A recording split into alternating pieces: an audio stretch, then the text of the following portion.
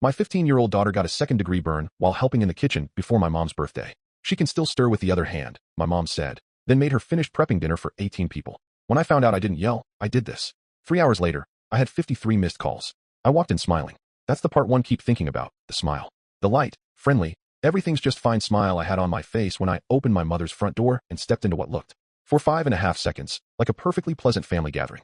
The smell hit me first. Garlic, butter, and the faint whiff of store-bought Celebration, the kind of perfume only my mother would call homemade. The house was full. My siblings were there. Their kids were chasing each other between the living room and kitchen, high on Sprite and frosting. The adults were drinking cheap wine and pretending not to judge each other. My mom was holding court near the stove, dramatically spooning some brownish orange sauce across a tray of lasagna like it was her final painting. My dad stood beside her, nodding at nothing. Everything looked normal. Everything looked fine. And that's how I knew something was wrong. Because Olivia wasn't there. Now, my daughter isn't the center of attention type. She's not the kid doing cartwheels in the front yard or giving impromptu speeches about endangered frogs at the dinner table. But she's always present, helpful, observant. A steady hum in the background. Folding napkins, or pouring drinks, or answering politely when her uncles ask if she has a boyfriend yet.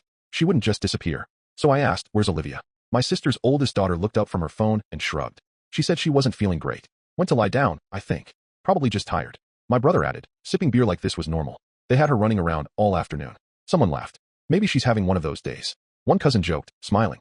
Kind of smirk that carries through generations.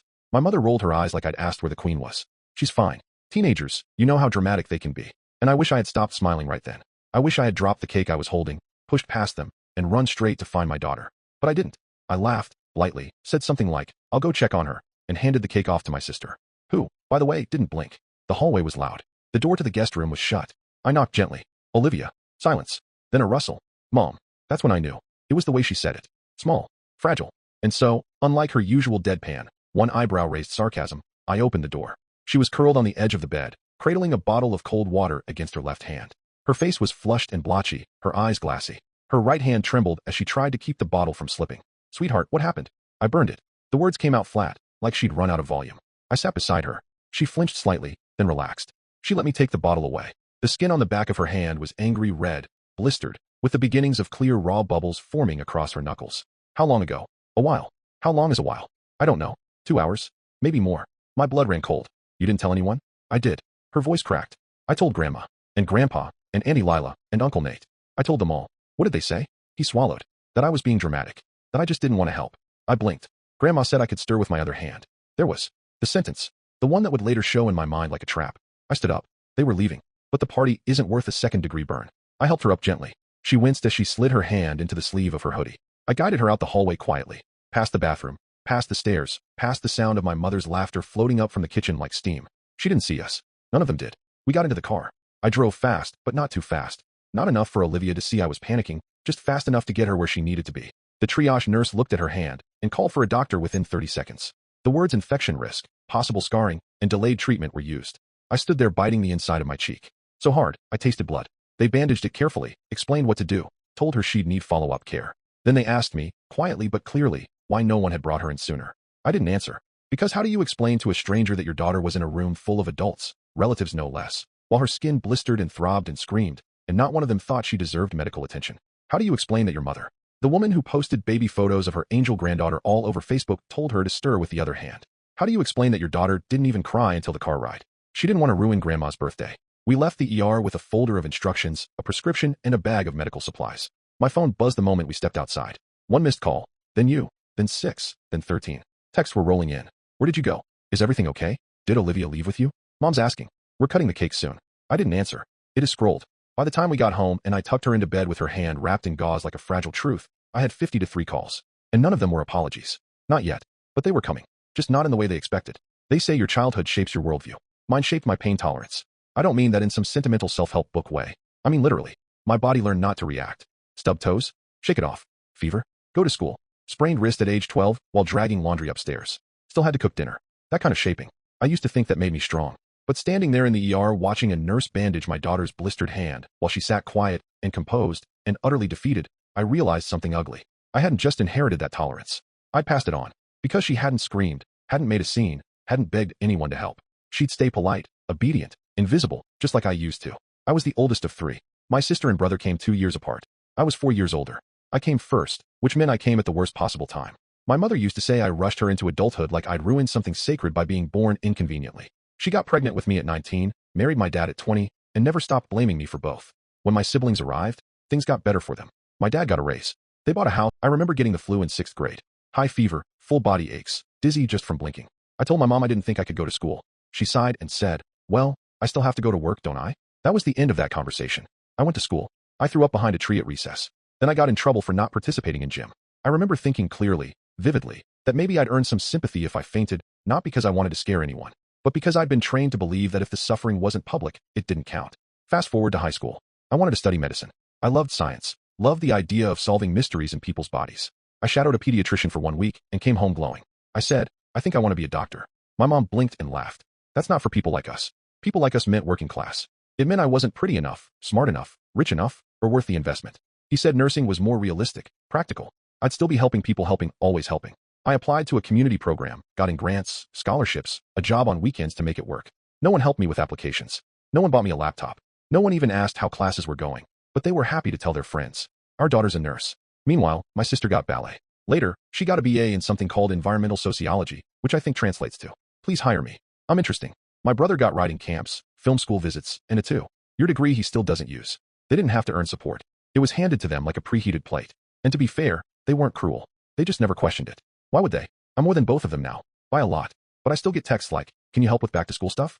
Do you know a good doctor for mom's knees? Can you check out a doctor?" Mole on my son's arm. On the family ATM in Google's search bar, medical concierge with a smile, until recently back in the hospital. Olivia didn't say much. He let the doctor talk. Let the nurse wrap her hand. He thanked everyone, even flinching. When we got home, I made her tea and tucked her in with Netflix and a weighted blanket. She finally let out a shaky breath and said, "It's weird. It hurts more now." I nodded. "That's because someone finally noticed." She paused. "Mom, can I ask you something?"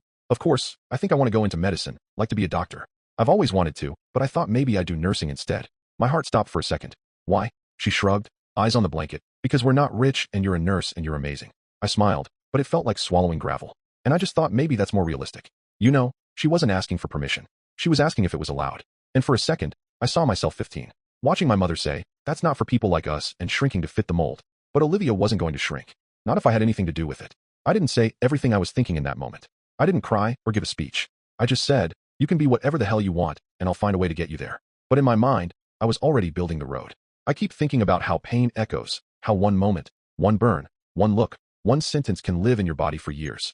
My mom's voice still lives in mine sometimes. Still says, "Don't overreact when I flinch." Still says, "Get over it when I need help." But Olivia's voice is louder now, and it's my job to protect hers. The first thing I cut was the money. Not the coldest move I've ever made, but definitely the quietest.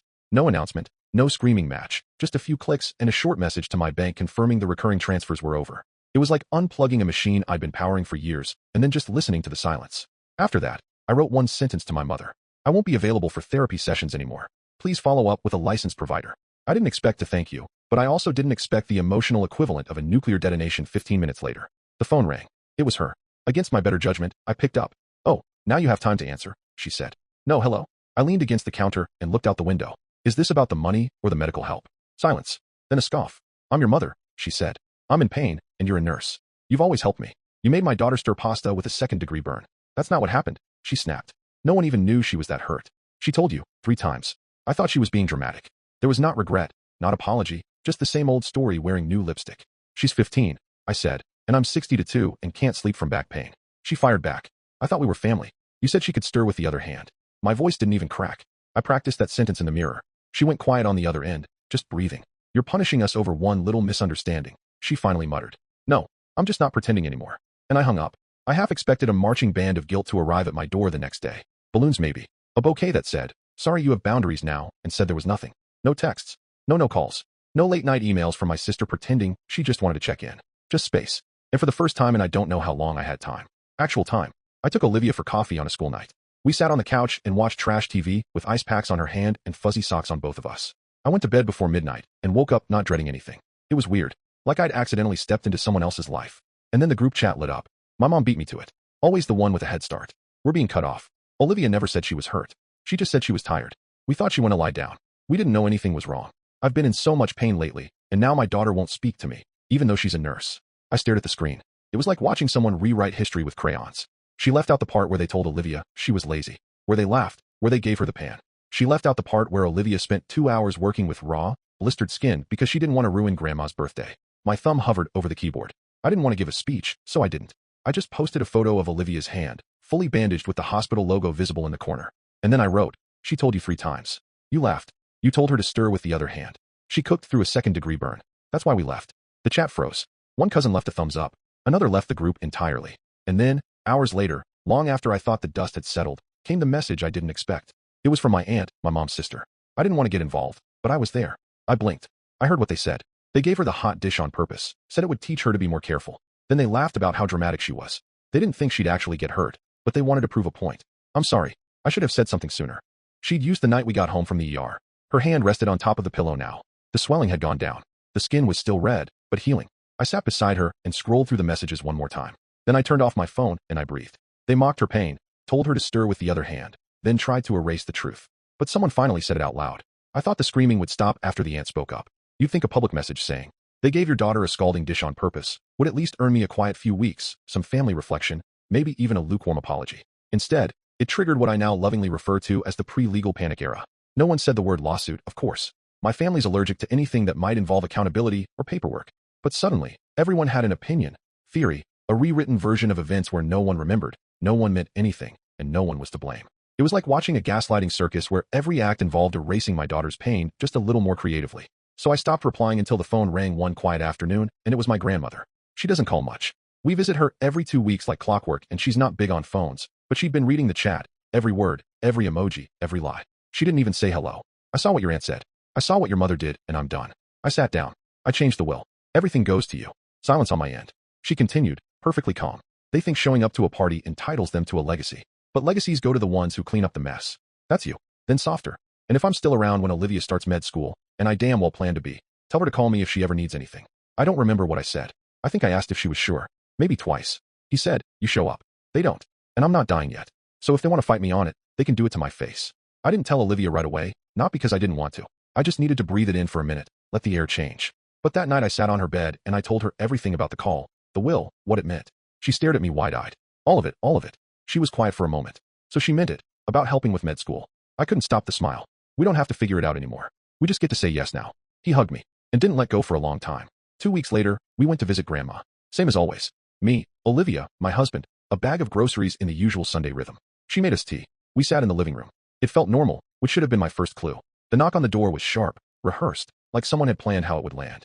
And then they walked in, all 4 of them, my parents, my sister, my brother. Olivia stiffened next to me. My husband stood up without a word, and didn't move an inch. "Oh, how nice," my grandmother muttered, not even bothering to hide her disgust. "The vultures made it in time for dessert." My father didn't laugh. He pointed. "You manipulated her." My mother's voice cracked like a hinge. "We didn't know. We didn't mean." My brother, who hadn't spoken to Grandma in months, cut in. "You've poisoned her against us. This was supposed to be split." My sister, who once asked me to Venmo her grocery money mid-vacation, went for the dramatic close. "You made her choose sides." I stood up. "No," I said. "She made her choice. I made mine. And you? You made dinner out of my daughter's pain." My mother's face turned a shade I hadn't seen since she tried a juice cleanse. "You don't know what you're doing."